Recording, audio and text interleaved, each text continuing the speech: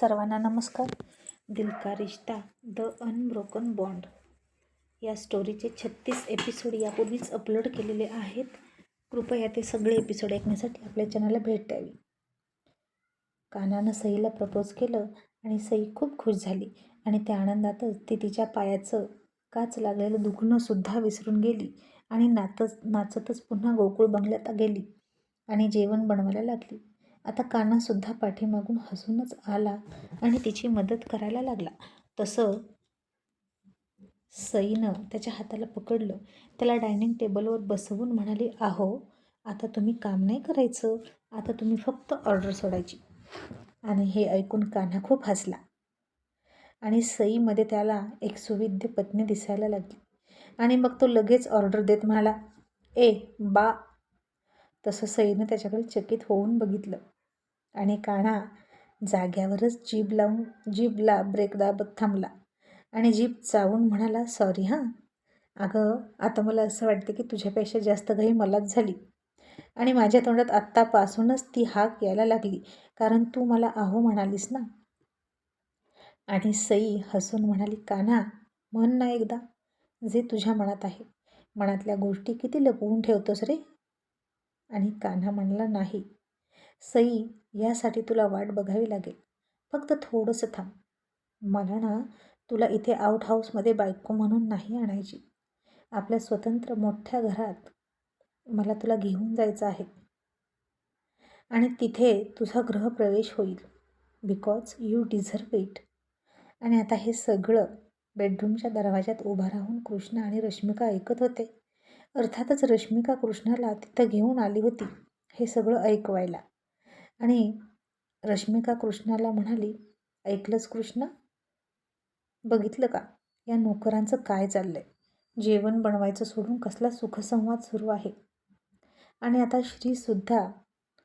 ऋतूसुद्धा घरी नव्हते आणि त्या दोघांचा अपमान करण्याची संधी कृष्णाला चालून आली होती आणि तो पुढे आला आणि कानाला पटकन म्हणाला, "उठ. कोणत्या हक्कानं आणि रुबाबात तू या खुर्चीत बसलास? ही खुर्ची कोणाच्याही माहीत आहे ना?" कान्हाच्या आता लक्षात आलं नाही, पण तो रोज श्री बसतो त्याच खुर्चीत बसला होता. म्हणजेच फॅमिली हेडच्या खुर्चीत.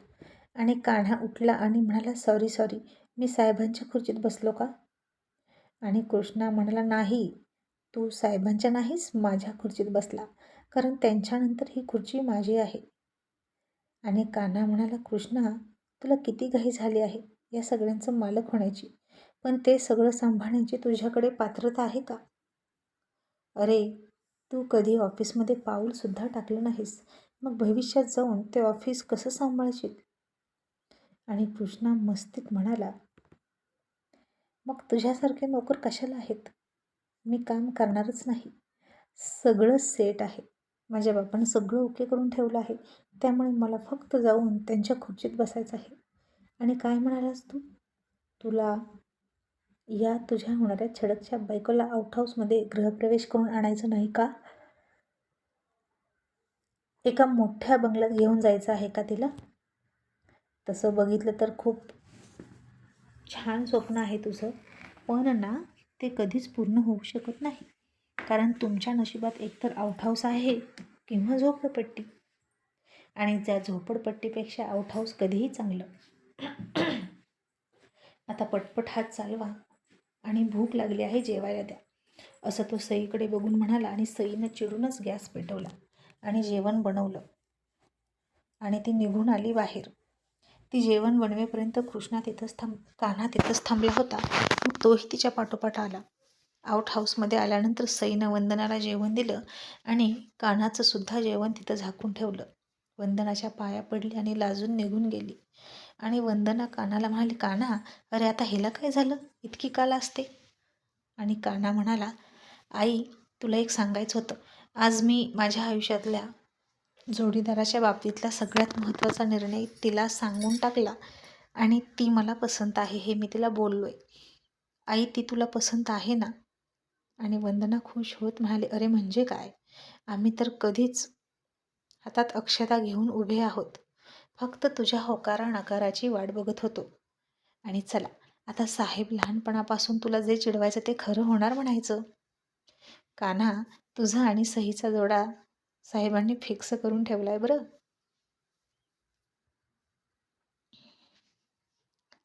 आणि कृष्णासुद्धा थोडासा लाजून हसायला लागला. कान्हासुद्धा लाजून थोडासा हसायला लागला.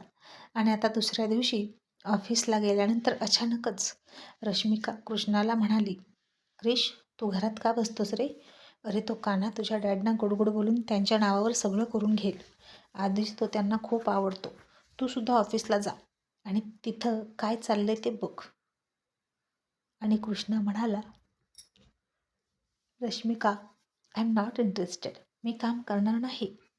रश्मिका म्हणाली, क्रिश, तुला कोण काम कर म्हणतं? तू तर बॉस असशील तिथला, म्हणून तू तिथे जा. आणि आत्तापासूनच सगळ्या वर्कर्सना तुझी ओळख होऊ दे. हळूहळू तू सगळं ताब्यात घे. आणि माझ्या मम्मीनं सुद्धा फोन करून सांगितलंय मला हे तुला सांगायला. आणि कृष्णा थोडासा संशय घेत म्हणाला, रश्मिका, मला सांगशील का एक, तुझ्या मम्मीला या सगळ्या गोष्टींमध्ये इतका इंटरेस्ट का आहे ग? आणि त्यांना काय मिळणार आहे मला सपोर्ट करून? आणि रश्मिका आता थोडी गप्प झाली आणि सावध झाली आणि म्हणाली, क्रिश, असं काय करतोस? अरे, मी आता तुझी बायको आहे की नाही? मग तिची मुलगी सुखात राहावी असं तिला वाटतच असणार की. आणि कृष्णा म्हणाला, पण माझ्यासोबतच तुझं लग्न व्हावं असं तिला का वाटत असेल ग? म्हणजे बघ ना, मला असं वाटतं की तुझ्या मम्मीनं ना खूप वर्षापासून हे सगळं फिक्स आणि प्लॅन केल्यासारखं ती वागते. मी कसा आहे, माझ्या नावावर काहीच नाही हे माहीत असताना सुद्धा माझ्याकडून मी तुझ्याशीच लग्न करणार असं बॉन्डवर त्यांनी लिहून का घेतलं? आणि रश्मिकाला आता काय उत्तर द्यावं ते कळेना. आणि ती त्याला टाळून म्हणाली, क्रिश, आता मला हे काय माहीत, पण आज ना उद्या ही सगळी प्रॉपर्टी होणार आहे ना तुझी, म्हणून तिला वाटलं असेल. आणि कृष्ण आता पुन्हा रश्मिकाला म्हणाला, मग रश्मिका, मला सांग, तू माझ्याशी लग्न का केलंस ग? माझी प्रॉपर्टी बघून की माझ्यावर प्रेम आहे म्हणून? आणि रश्मिका गडबडली. आणि कधी नव्हते कृष्ण असे हुशारीने प्रश्न तिला विचारत होता. आणि लग्नाच्या आधी तर काही पण ऐकायचा. तिच्या शरीरावर ताबा मिळवावा म्हणून, तिच्यासोबत वेळ घालवायला मिळावा म्हणून तो काहीही ऐकायचा. तो कृष्ण आता तिला हा वाटत नव्हता, कारण तो आता रश्मी आणि रश्मिकापासून सावध होत होता. आणि कृष्णा तिला म्हणाला, बोल ना रश्मिका, तुझ्या मम्मीची आणि माझ्या मॉम डॅडची जुनी ओळख असेल का गं? तुला काय वाटतं? आता याबद्दल तरी रश्मिकाला माहीतच नव्हतं. आणि रश्मिका म्हणाली, क्रिश, तू जा बरं ऑफिसला आणि नंतर आपण ऑफिसला जाऊया, शॉपिंगला जाऊया. आणि तिनं त्याला ऑफिसला पाठवलं. आणि लगेच रश्मिका रश्मीला फोन करून म्हणाली, मॉम, क्रिश असे प्रश्न विचारत होता की मला सुद्धा घाम फुटला. मॉम, त्याला आपल्यावर संशय येतोय का? आणि रश्मी हसून म्हणाली, जरी त्याला संशय आला तरी त्याच्या संशयाचा काही फायदा नाही रश्मिका. आणि त्याला येणारा संशय खराच आहे म्हणा. फक्त एकदा त्याची अख्खी प्रॉपर्टी आपल्या ताब्यात आली की मग त्याला आपण अलगद बाजूला करायचा, हवं तर घटस्फोटसुद्धा घ्यायचा.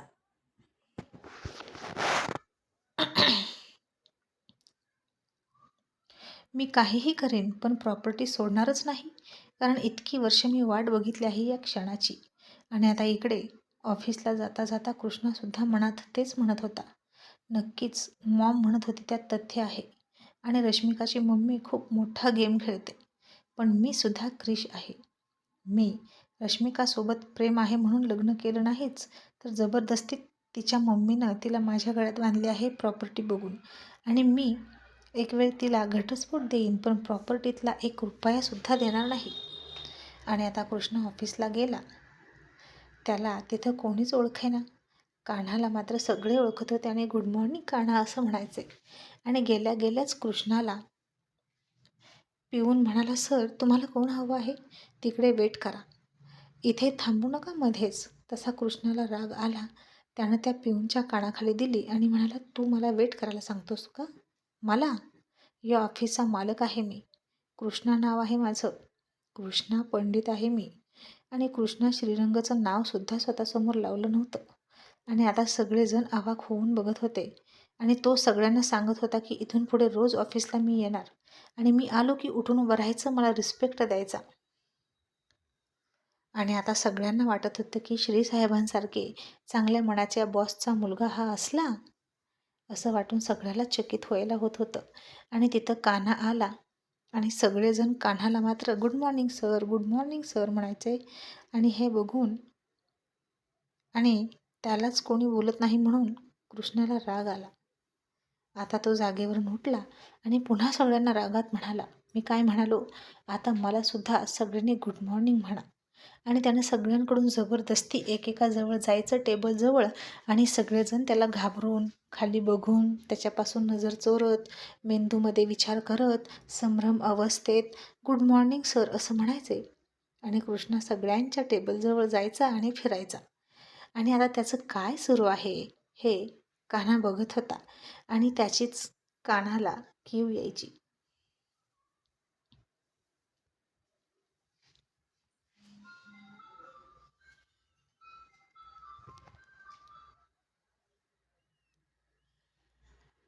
आणि या मुलाचं भविष्यात कसं होणार असं कान्हाला वाटायला लागलं. श्री आता बाहेर गेला होता. कान्हा ऑफिस हँडल करत होता. अकाउंट सेक्शनमध्ये तो गेला तसा कृष्णा तिथं गेला आणि उगीचच कान्हाच्या कामामध्ये टांग अडवत होता. काहीही माहीत नसताना उथळ पाण्याला खळखळाट फार या म्हणीप्रमाणे कान्हा जे बोलायचा त्याच्या अपोजिट कृष्णा बोलायचा. आणि माझंच ऐकायचं सगळ्यांनी असं म्हणायचा. आणि कान्हा त्याला म्हणाला, कृष्णा हे काय चाललंय तुझं? हे घर नाही ऑफिस आहे. इथं बोलताना चूक झालेली चालत नसते. खूप नुकसान होतं. आणि कृष्णा मस्तीत म्हणाला, मग होऊ दे. झालं नुकसान तर माझं होईल, माझ्या कंपनीच होईल, तुझं काय आहे तेव्हा. आणि हे ऑफिस माझं आहे, समजलं?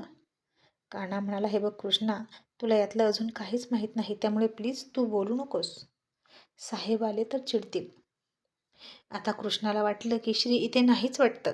तो बाहेर गेलाय आणि तो श्रीच्या केबिनमध्ये गेला आणि अक्षरशः श्रीची खुर्ची त्यानं 2-3 वेळा गोल गोल फिरवली आणि दोन्ही हाताने ती थांबवली आणि त्याचे डोळे रोखून म्हणाला त्या खुर्चीवर, ही खुर्ची फायनली माझी होणार आहे, फक्त माझी. आणि मी आहे इथला बॉस, कृष्णा पंडित. आणि तो हसत होता. आणि मग फार रुबाबत त्या खुर्चीत बसायला जाणार इतक्यात कान्हा तिथं आला आणि त्याला ओरडून म्हणाला, कृष्णा, खबरदार जर त्या खुर्चीत बसला तर. तुझी अजून इतकी कुवत नाही. फक्त जन्माने पंडित असलास म्हणून काय झालं? तू आत्ताच या खुर्चीत बसण्याच्या पात्रतेचा नाही.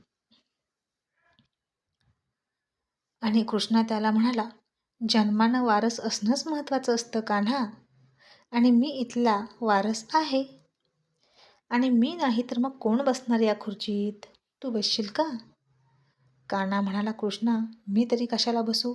ही खुर्ची साहेबांची आहे आणि सध्या ते आहेत ना, ते असेपर्यंत या खुर्चीत तेच बसतील. प्लीज तू आत्ताच तिथं जाऊन त्यांचा अपमान करू नकोस. कारण ही फक्त बॉसची खुर्ची नाही, तर हा विश्वास आहे, वचन आहे, कमिटमेंट आहे विकासाची.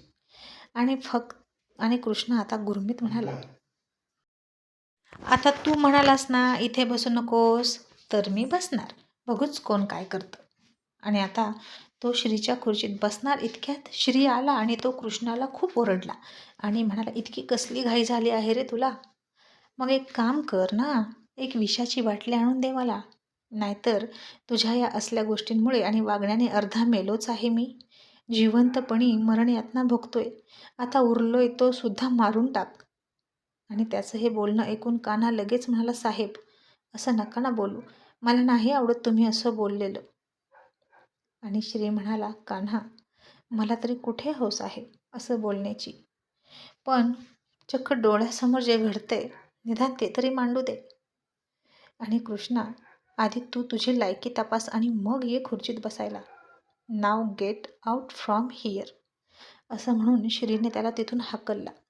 आणि कृष्णा केबिनच्या बाहेर जाता जाता कान्हाकडे खूप रागात बघून गेला. आणि पुन्हा श्रीने त्याला थांबवला आणि म्हणाला, 1 मिनिट थांब. आणि त्याच्या हातात काही कागद दिले आणि म्हणाला, हे घे, ही सगळी बिलं आता इथून पुढे तू भरायची. तू आमच्या विरोधात जाऊन लग्न केलंस ना आणि बायको घेऊन आलास ना, मग तुझ्या बायकोला तू जगवायचं आणि तू सुद्धा स्वतःचा उदरनिर्वाह चालवायचा. इथून पुढे बंगल्यामध्ये राहायचं असेल तर भाडं द्यायचं आणि मग राहायचं, नाही तर तिचा हात पकडून बाहेरचा. आणि तू जन्मानं पंडित असला तरी कर्माने दरिद्री आहेस. आणि हे मी नाही बोलत तर हा कायदा बोलतोय. आता निघ, असं म्हणून श्रीनं कृष्णाला तिथून हाकलला. आणि ती सगळी बिलं बघून कृष्णाचं डोकंच फिरलं. इकडे रश्मिका आपण शॉपिंगला जायचं म्हणून ओरडत होती आणि कृष्णा म्हणाला, गप्प बस रश्मिका, किती शॉपिंग करतेस, यापुढे तुला शॉपिंग करता येणार नाही आणि आता मला काहीतरी करावंच लागेल. असं म्हणून श्री संध्याकाळी जेव्हा घरी आला तेव्हा कृष्णानं सरळ जीव देण्याची धमकी दिली आणि म्हणाला, मला प्रॉपर्टी द्या, असंच म्हणाला.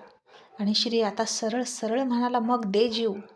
जिवंतपणी सुद्धा तुझ्यापासून आम्हाला काहीच फायदा नाही, तर तू तुझा जीव दे आणि इथून बायकोला घे आणि चालता हो. असं म्हणून श्रीनं त्याला हाकलून द्यायची तयारी केली. आणि ते ऐकून कृष्णा शॉक झाला. आता काय करावं त्याला कळेना. श्री आणि ऋतू ऐकतच नव्हते. आणि आता हे ऐकून रश्मीनं सांगितल्याप्रमाणेच रश्मिकानं स्वतःच्याच कानाखाली मारून घेतल्या.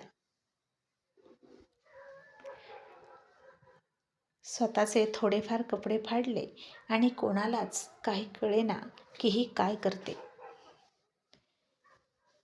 आणि ऋतू म्हणाली, ए मुली, तुला वेड लागले का? अगं काय करतेस तू? आणि रश्मिका म्हणाली, आता मी अशीच पोलीस स्टेशनला जाणार आणि तुमच्या विरोधात सुनेचा छळ केला म्हणून केस करणार आणि त्याच कायद्याचा वापर करून तुमची बदनामी करणार. आता हे ऐकून ऋतुश्री थक्क झाले आणि कृष्ण आता हसला आणि म्हणाला, आता तुमच्याकडे काहीच पर्याय नाही डॅड, तुम्ही आम्हाला असेच हाकलून देऊ शकत नाही, पण मी मागतोय ते माझ्या नावे करून द्या. असं म्हणून कृष्णाने त्याच्यासमोर काही पेपर टाकले आणि श्री म्हणाला, तुला एक छदामही मिळणार नाही, इथून निघ. आणि रश्मिका लगेच म्हणाली, मग तुम्ही सुद्धा तुरुंगात जायची तयारी सुरू करा. तुम्ही माझ्यावर वाकडी नजर टाकली अशी मी केस करणार. तसं श्री खूप चिडला आणि म्हणाला, ए मुली, तुला अक्कल आहे का? ऋतूसुद्धा म्हणाली, अगं किती नीच मुलगी आहेस तू, तू असं कसं बोलू शकतेस, ते तुझ्या वडिलांसारखे आहेत. आणि रश्मिका म्हणाली, फक्त आहेत पण वडील नाहीत. आणि जर असंच असेल ना तर मीही त्यांच्या मुलीसारखी असावी, त्यांनी मला इथून हाकलून नाही द्यायचं. आणि क्रिश मागतोय ते मिळालंच पाहिजे आम्हाला, नाही तर माझ्या इज्जतीवर हात टाकला म्हणून श्री पंडित मी तुमच्यावर केस करीन. श्री आता भयंकर चिडला होता. इतकी नीच मुलगी जगात नाही असं तो म्हणाला. आणि ऋतू म्हणाली, श्री जे काही आहे ते शेवटी त्यांचंच आहे, देऊन टाका काय हवं ते, नाहीतर खूप बदनामी होईल हो. आणि श्रीनं आता नाईलाजाने एक प्रॉपर्टी कृष्णाच्या नावे केली. आणि आता कृष्णा आणि रश्मिकाला चांगला मार्ग सापडला होता त्यांना ब्लॅकमेल करायचा. आणि श्री म्हणाला, ऋतू, अगं हा आपला नक्की सख्खा मुलगाच आहे का गं? खरंच मला खूप वेळा वाटतं की हा माझा मुलगा नाही. आणि आता ऋतू काहीच म्हणू शकली नाही. श्री, तुम्ही माझ्यावर शंका घेताय का असंही म्हणाली नाही, कारण कितीही झालं तरी, कितीही मतभेद असले तरी रक्ताचा मुलगा इतका नीच पातळीवर उतरत नाही. आता हे वंदनानं ऐकलंच होतं आणि तिला प्रचंड धक्का बसत होता कृष्णाचं वागणं बघून.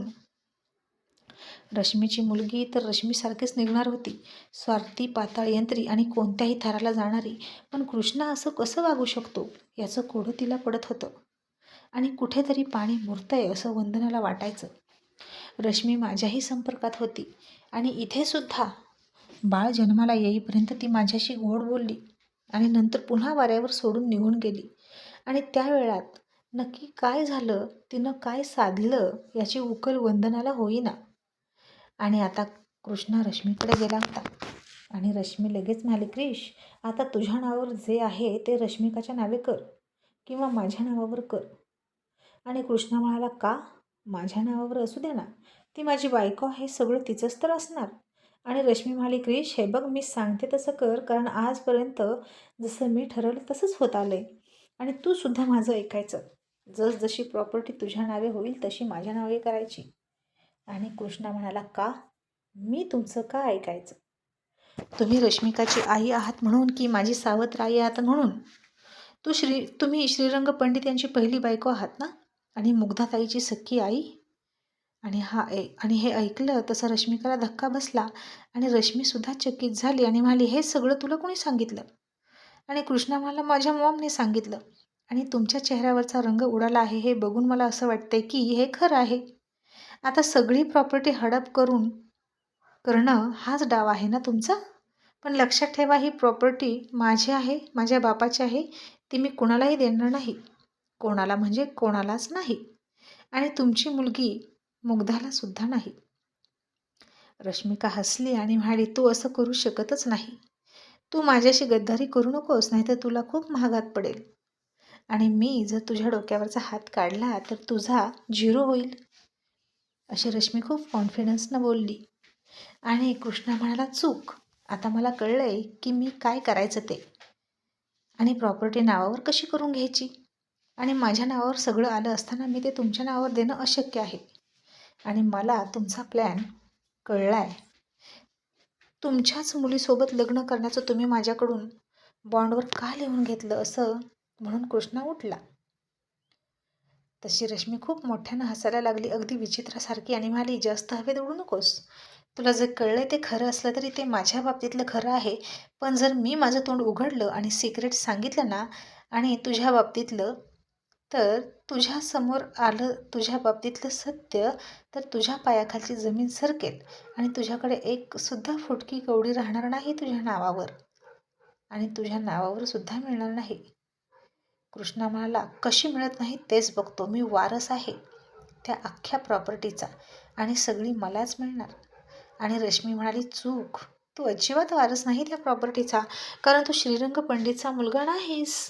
आणि हे ऐकलं तसं रश्मिका आणि कृष्णा शॉक झाला आणि म्हणाला, काय, हे काय बोलताय तुम्ही. आणि रश्मी म्हणाली, हो, मी हे आत्ताच सांगणार नव्हते खरं तर, पण खरंच तुला खूपच घाई झालेली असते प्रत्येक गोष्टीची. आणि का नाही होणार, तुझा बापही तसाच आहे, आईत खाऊ आणि रडत राहू. आयुष्यभर मी पोसला त्याला आणि मी त्याच्यावर केलेल्या उपकाराची परतफेड आता तू करायची. आणि तुझा खरा बाप कोण आहे, आई कोण आहे, हे मला माहीत आहे. आणि कृष्णा म्हणाला, हे काय बोलताय तुम्ही, हे सगळं खोटं आहे. रश्मी म्हणाली, हे सगळं खरं आहे. मी सिद्ध करून देऊ शकते. तू श्रीपंडितचा मुलगा नाहीस. आणि जर खोटं करायचं असेल, खरं खोटं करायचं असेल, तर तू सुद्धा कर. DNA टेस्ट कर दोघांचे हवे तर, आणि मग माझ्याकडे ये आणि मग पुढचं बोलू. पण इतकं लक्षात ठेव, माझ्या विरोधात जाऊन तुला एक फुटकी कवडी सुद्धा मिळणार नाही, म्हणून माझं ऐकायचं. आता निघ. कृष्णा आता त्या धक्क्यातच घरी आला आणि खरंच त्याला हे सगळं धक्कादायक होतं. ज्या घरावर मी इतका हक्क दाखवतो हे माझं नाही, हे कसं शक्य आहे. आता त्यानंही ठरवलं की रश्मी खोटं बोलते की खरं हे चेक करावं.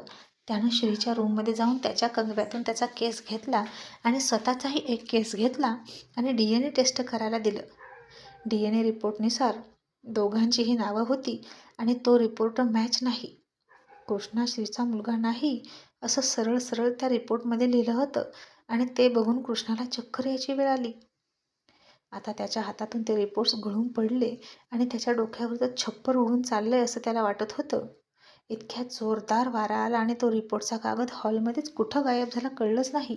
आणि कृष्णा आता तसा धक्का बसून रश्मीकडे गेला आणि त्याच्या चेहऱ्यावरचा उडालेला रंग बघूनच रश्मी खूप हसायला लागली आणि म्हणाली, एका रात्रीत रावांचा रंग होतो हे ऐकलं होतं, पण प्रत्यक्ष बघते.